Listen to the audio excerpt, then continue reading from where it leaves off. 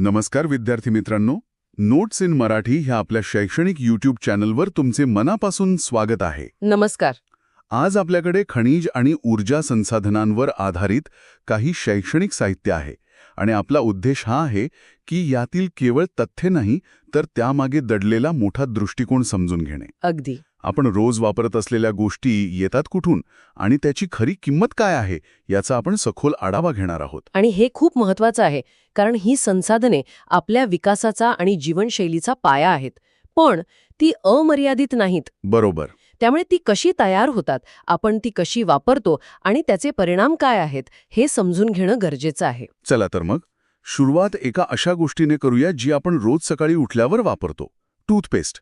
मला ह्या स्रोतांमधली ही गोष्ट वाचून खूप आश्चर्य वाटलं की आपल्या टूथपेस्टचा आणि खाणकामाचा थेट संबंध आहे. हो, हे खरं आहे. खरं तर टूथपेस्ट म्हणजे विविध खनिजांचा एक मिश्रणच आहे. अच्छा. हो. आपले दात स्वच्छ करणारे जे अपघर्षक घटक असतात ते सिलिका, लाईमस्टोन, ॲल्युमिनियम ऑक्साईड यांसारख्या खनिजांपासून येतात. आणि दातांना कीड लागू नये म्हणून त्यात फ्लोराईड असतं ते. बरोबर. तो फ्लोराईड फ्लोराईट नावाच्या खनिजातून मिळतो. आणि त्याला तो पांढराशुभ्र रंग कसा मिळतो? तो रंग टायटॅनियम ऑक्साईडमुळे येतो, जे रुटाईल आणि इल्मेनाइट या खनिजांपासून काढलं जातं. इतकंच नाही तर काही टूथपेस्टमध्ये जी सूक्ष्म चमक असते ती अभ्रक म्हणजेच मायकामुळे येते. खरं सांगायचं तर मी टूथपेस्टला नेहमी एक केमिकल उत्पादन मानत आलो होतो, पण ते मुळात खडकांचं मिश्रण आहे हे ऐकून धक्काच बसला. हो. म्हणजे आपण सकाळी उठल्यापासून कळत नकळतपणे खाणकामावर अवलंबून असतो. हे आपल्याला दाखवतं की आपलं शहरी जीवन निसर्गापासून कितीही दूर वाटलं तरी ते पूर्णपणे पृथ्वीच्या पोटात दडलेल्या संपत्तीवरच चालतं. अगदी बरोबर. आणि हा संबंध फक्त टूथपेस्ट पुरता मर्यादित नाही. आपण ज्या घरात राहतो, ज्या गाड्यांमधून फिरतो, ज्या रेल्वे लाईनवर प्रवास करतो, हे सगळं खनिजांपासून बनलंय. हो, सगळं खनिजांशिवाय शक्यच नाही. इतकंच काय, आपल्या शरीरालाही खनिजांची गरज असते. अच्छा. हो. आपल्या एकूण पोषक तत्वांच्या सेवनात खनिजांचा वाटा फक्त 0.3% असतो. पण त्याशिवाय आपलं शरीर उरलेल्या 99.7% अन्न घटकांचा वापरच करू शकत नाही. मग भूगर्भशास्त्रज्ञ या खनिज शब्दाची नेमकी व्याख्या कशी करतात? कारण आपण तर मीठ आणि हिरा या दोन्हीला खनिज म्हणतो, पण त्यांच्यात जमीन अस्मानाचा फरक आहे. बरोबर. भूगर्भशास्त्रज्ञांच्या भाषेत खनिज म्हणजे एकजिन्सी, नैसर्गिकरित्या आढळणारा आणि एक निश्चित अंतर्गत रचना असलेला पदार्थ. म्हणजे त्याची एक केमिकल रचना ठरलेली असते. हो, रासायनिक रचना आणि अणूंची मांडणी ठरलेली असते. याच रचनेमुळे निसर्गात सर्वात कठीण हिऱ्यापासून ते सर्वात मऊ टाल्क पावडरपर्यंत विविध प्रकारची खनिजे आढळतात. ठीक आहे. मग भूगर्भशास्त्रज्ञ या हजारो खनिजांना समजून घेण्यासाठी त्यांचं वर्गीकरण कसं करतात? मुख्यत्वे 3 गटांमध्ये वर्गीकरण केलं जातं. पहिला गट आहे धात्विक खनिजे, म्हणजे ज्यात धातू असतात. यामध्ये पुन्हा उपप्रकार आहेत लोहयुक्त, ज्यात लोखंडाचा अंश असतो, जसं की लोह खनिज आणि मँगॅनीज. आणि दुसरा उपप्रकार आहे अलोहयुक्त, ज्यात लोह नसतं, जसं की तांबे आणि बॉक्साईट. आणि तिसरा म्हणजे सोने, चांदी, प्लॅटिनम यांसारखी मौल्यवान खनिजे. आणि बाकीचे 2 मुख्य गट कोणते? दुसरा मुख्य गट आहे अधात्विक खनिजे, ज्यात धातू नसतात. उदाहरणार्थ अभ्रक, मीठ, पोटॅश, चुनखडी. आणि तिसरा नक्कीच ऊर्जा खनिजे असणार. अगदी बरोबर. तिसरा गट म्हणजे ऊर्जा खनिजे, ज्यांपासून आपल्याला ऊर्जा मिळते, जसं की कोळसा, पेट्रोलियम आणि नैसर्गिक वायू. हे वर्गीकरण तर समजलं, पण ही खनिजे जमिनीत सापडतात कशी? म्हणजे ती वाळूसारखी सगळीकडे पसरलेली असतात की विशिष्ट ठिकाणीच मिळतात? नाही, ती सगळीकडे पसरलेली नसतात. ती सामान्यतः धातूक किंवा ओरच्या स्वरूपात सापडतात. ओर म्हणजे? नक्कीच. पहिली पद्धत म्हणजे शिरा आणि लोड. याची कल्पना तुम्ही झाडाच्या फांद्यांसारखी करू शकता. अच्छा. पृथ्वीच्या आतून गरम द्रवरूप खनिज खडकांच्या भेगांमध्ये घुसतात आणि तिथे थंड होऊन घट्ट होतात. तांबे, जस्त, कथिल यांसारखी खनिजे अशा शिरांमध्ये सापडतात. छान उदाहरण आहे. आणि दुसरी पद्धत म्हणजे स्तर किंवा थर. हे एखाद्या पुस्तकाच्या पानांसारखं किंवा थराच्या पोळीसारखं असतं. विशेषतः गाळाच्या खडकांमध्ये लाखो वर्षांपासून एकावर एक थर साचून खनिजे तयार होतात.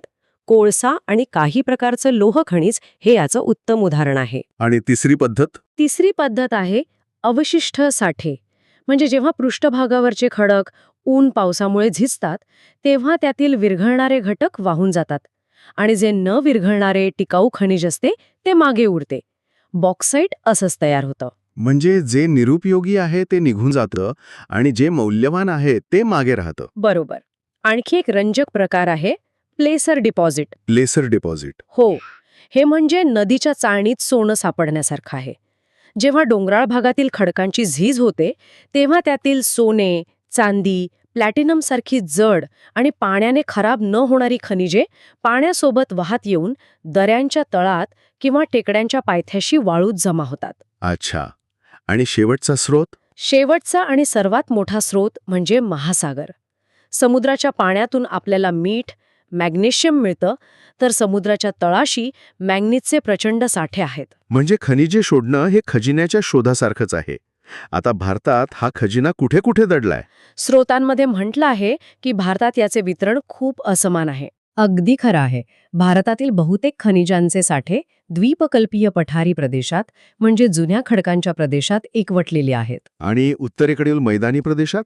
या उलट उत्तरेकडील मैदानी प्रदेश, जो नद्यांनी आणलेल्या गाळाने बनलेला आहे, तिथे खनिजे जवळजवळ नाहीतच. याचं कारण त्या प्रदेशाची भूवैज्ञानिक रचना आणि निर्मितीची प्रक्रिया. चला तर मग काही महत्वाच्या खनिजांबद्दल बोलूया.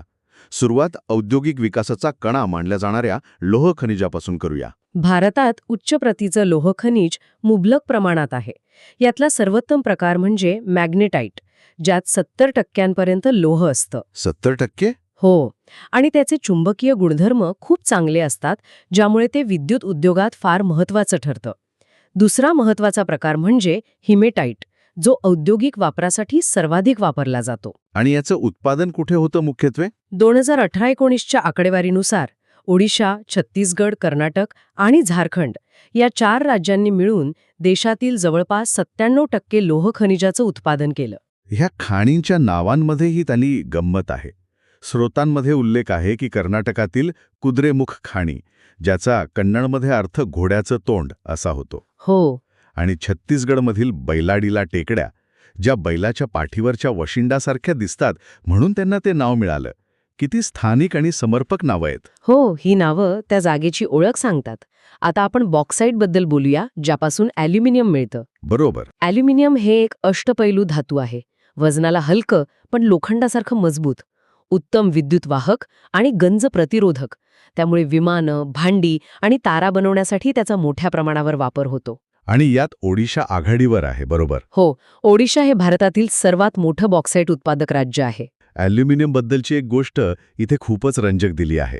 जेव्हा ॲल्युमिनियमचा नवीन शोध लागला होता तेव्हा ते सोन्यापेक्षाही महाग होतं. खरंय. सम्राट नेपोलियन तिसरा त्याच्या कपड्यांवर ॲल्युमिनियमची बटणं लावायचा आणि खास पाहुण्यांना ॲल्युमिनियमच्या भांड्यात जेवण द्यायचं. तर बाकीच्या पाहुण्यांसाठी सोन्या चांदीची भांडी होती. आणि गंमत म्हणजे त्यानंतर अवघ्या 30 वर्षात पॅरिसच्या रस्त्यांवर भिकाऱ्यांकडेही ॲल्युमिनियमची भांडी दिसू लागली. कमाल आहे. यावरून आपल्याला संसाधनांच्या मूल्याचा खरा अर्थ कळतो. त्याचं मूल्य केवळ ते दुर्मिळ असण्यावर अवलंबून नसतं, तर ते मिळवण्याच्या तंत्रज्ञानावर अवलंबून असतं. ॲल्युमिनियम पृथ्वीवर नेहमीच भरपूर होतं, फक्त ते शुद्ध स्वरूपात मिळवण्याची प्रक्रिया सुरुवातीला खूप महाग होती. तंत्रज्ञान सुधारलं आणि ॲल्युमिनियम सर्वसामान्यांपर्यंत पोचलं. अगदी. हे खूपच महत्वाचं निरीक्षण आहे. आज लिथियमच्या बाबतीतही काहीसं असंच घडताना दिसतंय. आता तिसरं महत्वाचं खनिज म्हणजे अभ्रक, म्हणजेच मायका. त्याचं वैशिष्ट्य काय आहे? अभ्रक हे त्याच्या रचनेमुळे खास आहे. ते थरांच्या स्वरूपात सापडतं आणि त्याचे इतके पातळ पत्रे काढता येतात की काही सेंटीमीटर जाडीत हजारो थर बसू शकतात. हजारो? हो, पण त्याचं खरं वैशिष्ट्य आहे त्याचे गुणधर्म. ते उत्तम विद्युतरोधक आहे आणि उच्च व्होल्टेज सहन करू शकतं. यामुळे इलेक्ट्रिक आणि इलेक्ट्रॉनिक उद्योगात त्याचा वापर अनिवार्य आहे. आणि हे कुठे मिळतं भारतात? झारखंडमधील कोडरमा, गया, हजारीबाग पट्टा हा अभ्रकाच्या उत्पादनासाठी जगप्रसिद्ध आहे. आपण या सगळ्या अद्भुत आणि उपयुक्त खनिजांबद्दल बोलतोय, पण ही जमिनीतून बाहेर काढण्याची प्रक्रिया सोपी नसेल. या खाणकामाची एक दुसरी गडद बाजूही आहे, नाही का? हो. त्याची खरी मानवी आणि पर्यावरणीय किंमत काय आहे? हो, ही एक खूप गंभीर बाजू आहे. खाणकाम हे जगातील सर्वात धोकादायक व्यवसायापैकी एक आहे. खाणकामगारांना सतत धूळ आणि विषारी धुराचा सामना करावा लागतो, ज्यामुळे त्यांना फुफ्फुसाचे गंभीर आजार होतात. आणि अपघात? खाणींचे छत कोसळणे, आत पाणी भरणे किंवा आग लागणे यांसारखे अपघात तर नेहमीचेच आहेत. आणि पर्यावरणावर होणारे परिणाम? तेही तितकेच गंभीर आहेत. खाणकामामुळे मोठ्या प्रमाणावर जंगलतोड होते. खाणीतून निघालेला कचरा आणि गाळ जमिनीवर आणि नद्यांमध्ये टाकला जातो, ज्यामुळे जमीन आणि जलस्रोत दोन्ही प्रदूषित होतात. यामुळे त्या भागातील संपूर्ण परिसंस्थेचं संतुलन बिघडतं. स्रोतांमध्ये ईशान्य भारतातील रॅट होल मायनिंग नावाच्या एका विशिष्ट पद्धतीचा उल्लेख आहे, जो ऐकूनच भयानक वाटतो. हो, मेघालयात कोळसा काढण्यासाठी ही धोकादायक पद्धत वापरली जाते. तिथे कोळशाचे थर खूप पातळ असल्यामुळे मोठी यंत्र वापरणं शक्य नसतं. मग ते कसा काढतात? म्हणून कुटुंबातील सदस्य अगदी लहान मुलांचा वापर करून उंदराच्या बिळासारखे अरुंद आणि लांब बोगदे खणतात आणि त्यातून कोळसा बाहेर काढतात. अरे देवा! हे अत्यंत धोकादायक आणि अमानवी आहे. म्हणूनच राष्ट्रीय हरित न्यायाधिकरणाने म्हणजे NGTने यावर बंदी घातली आहे. हे ऐकून खूपच गंभीर वाटतंय. म्हणजे एका बाजूला विकासासाठी ही खनिजं हवी आहेत आणि दुसऱ्या बाजूला त्याच प्रक्रियेत मानवी जीव आणि पर्यावरणाला धोका आहे. हा एक खूप मोठा विरोधाभास आहे. अगदी. आणि म्हणूनच खनिजांच्या संवर्धनाची गरज निर्माण होते. कारण ही संसाधने अपुनर्नवीकरणीय आहेत. म्हणजे ती पुन्हा तयार होऊ शकत नाहीत. बरोबर. त्यांना बनायला लाखो वर्ष लागतात. पण आपण ज्या वेगाने त्यांचा वापर करत आहोत ते पाहतात ते लवकरच संपू शकतात. पण संवर्धन म्हणजे नेमकं काय? फक्त वापर कमी करणं? की आपल्या जुन्या फोन, कॉम्प्युटर आणि इतर कचऱ्यामधून ही मौल्यवान खनिजं परत मिळवण्यासाठी आपल्याकडे खरंच प्रभावी तंत्रज्ञान आहे का? हा खूप चांगला प्रश्न आहे. संवर्धन म्हणजे एक त्रिसूत्री योजना. पहिलं, नियोजित आणि शाश्वत पद्धतीने खनिजांचा वापर करणे. दुसरं, तंत्रज्ञानाचा विकास करून कमी प्रतीच्या धातुकांपासून ही खनिजं मिळवणे. आणि तिसरं, जे सर्वात महत्त्वाचं आहे, ते म्हणजे धातूंचा पुनर्वापर करणे. रिसायकलिंग. हो, भंगार वापरून नवीन वस्तू बनवणे. याला अर्बन मायनिंग असंही म्हणतात, जिथे आपण कचऱ्यातून संसाधने मिळवतो. हे भविष्यासाठी अत्यंत आवश्यक आहे. खनिजांची मर्यादित उपलब्धता आणि त्यांच्या उत्खननाचे धोके पाहता हे स्पष्ट आहे की आपण कायमस्वरूपी यावर अवलंबून राहू शकत नाही. आणि यामुळेच आता आपला मोर्चा अशा ऊर्जा स्रोतांकडे वळतो जे स्वच्छ आणि शाश्वत आहेत. बरोबर. स्रोतांमध्ये पारंपरिक आणि अपारंपरिक ऊर्जेत स्पष्ट फरक केला आहे. हो, पारंपरिक ऊर्जा स्रोत म्हणजे जे आपण शतकानुशतके वापरत आलो आहोत, जसे की लाकूड, कोळसा, पेट्रोलियम आणि नैसर्गिक वायू. यांना जीवाश्म इंधन म्हणतात. कारण ते जीवाश्मांपासून बनले आहेत. हो, ते लाखो वर्षांपूर्वी जमिनीखाली गाडल्या गेलेल्या वनस्पती आणि प्राण्यांपासून तयार झाले आहेत.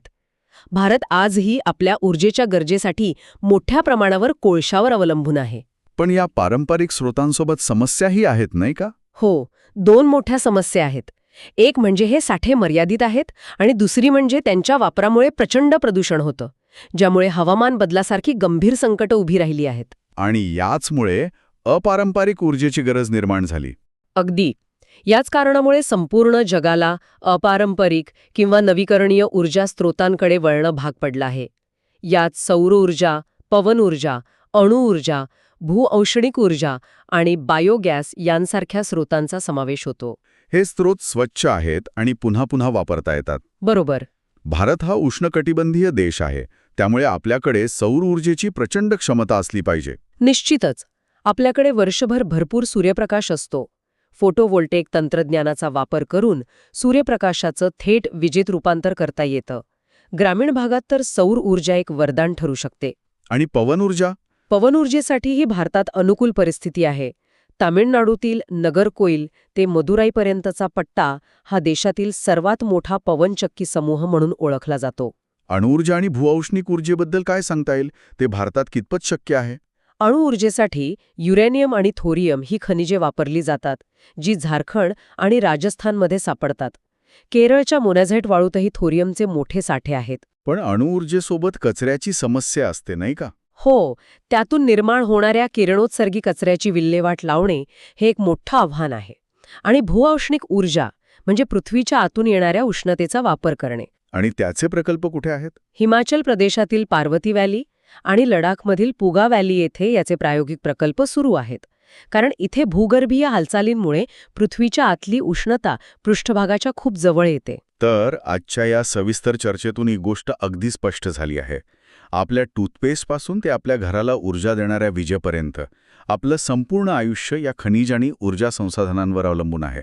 पण ही एक दुधारी तलवार आहे. बरोबर. ही संसाधने विकासाची इंजिनं आहेत, पण त्यांचा बेजबाबदार वापर विनाशाकडे नेऊ शकतो. त्यामुळे शाश्वत विकास आणि संसाधनांचा विवेकी वापर हाच भविष्याचा मार्ग आहे. आणि जाता जाता एक साधा पण महत्वाचा विचार या स्रोतांमध्येही अधोरेखित केला आहे. ऊर्जा वाचवली म्हणजे ऊर्जा निर्माण केली. अगदी खरं. आजची ही चर्चा ऐकणाऱ्यांसाठी एक विचार सोडून जातो. आपण पाहिलं की तंत्रज्ञानाने ॲल्युमिनियमसारख्या धातूला राजेशाही वस्तूतून सामान्य वस्तू बनवलं. भविष्यात जसं आपण दुर्मिळ खनिजांवर कमी अवलंबून राहण्याचा प्रयत्न करू, तसतशा आपल्या दैनंदिन वस्तू पूर्णपणे वेगळ्या, आज कल्पनाही करू शकत नाही अशा साहित्यापासून बनवल्या जाऊ शकतील का? म्हणजे जैविक किंवा प्रयोगशाळेत तयार केलेल्या साहित्यापासून? हो. आणि त्या साहित्याचे स्रोत आणि परिणाम काय असतील यावर नक्की विचार करा.